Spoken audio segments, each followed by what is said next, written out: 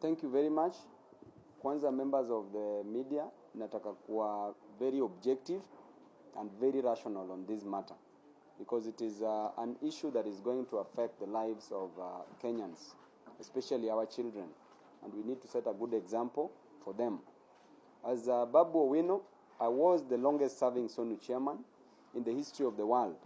I served for a period of 4 terms under the able leadership of Professor Albert Omore Magoha, who is the nominee for the position of the Cabinet Secretary, Education.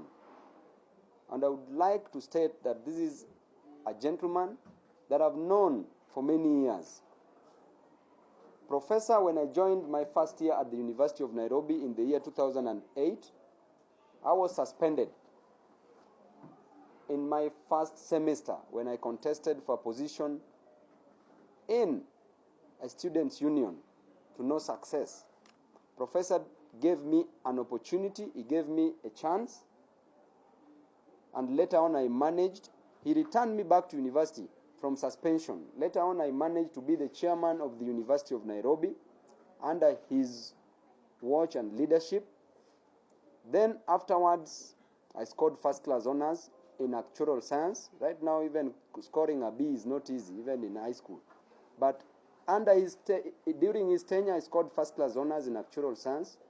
And now, I'm a member of Parliament of Embakasi East constituency. Were it not for this good professor, I would not be a member of Parliament, because I would have probably stayed at home during my suspension period.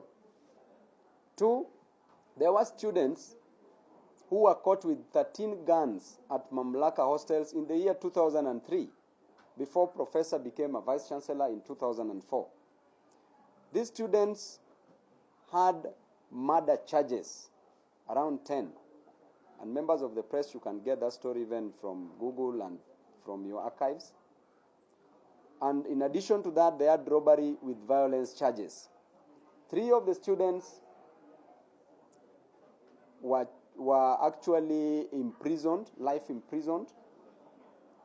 And 2, namely one Bernard Omondi and Danson Mwangi, appealed after 8 years, and they were given an opportunity. The court found that they were liable for manslaughter but not murder, but his colleagues were liable for murder.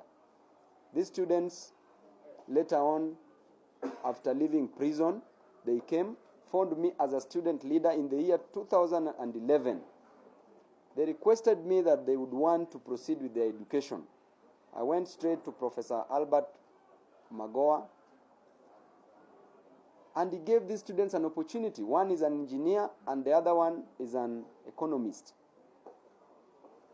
There was a student in the history of the University of Nairobi who was an ardent enemy of Professor Magoha. The student was called KJ Ngaruya. Ngaruya was a former SONU chairman. When he was expelled, Magoha gave him an opportunity to finish his studies. So many students during the suspension period and expulsion period, Professor gave them an opportunity. He gave them a second chance in their lives. And at least now all those students can attest and can say that Professor is a good-hearted man. Professor managed to bring the university from its knees, and the University of Nairobi became number 1 in the whole nation for a very long period of time, and in East Africa it was number 2. In the whole of Africa, the University of Nairobi was number 4 during Professor's time. Therefore, I would love to urge Kenyans. I was not given an opportunity to ask questions because people who were vetting the professor probably had their own issues with me, because I wanted to say the truth. And for the first time, give the devil his due. Professor Albert Magoha should be the Cabinet Secretary, Education. This is one of the decisions that the President has made with a clear mind. Mr. President, I salute you for that.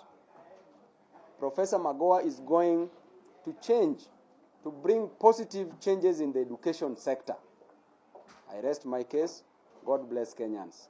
Asanteni sana.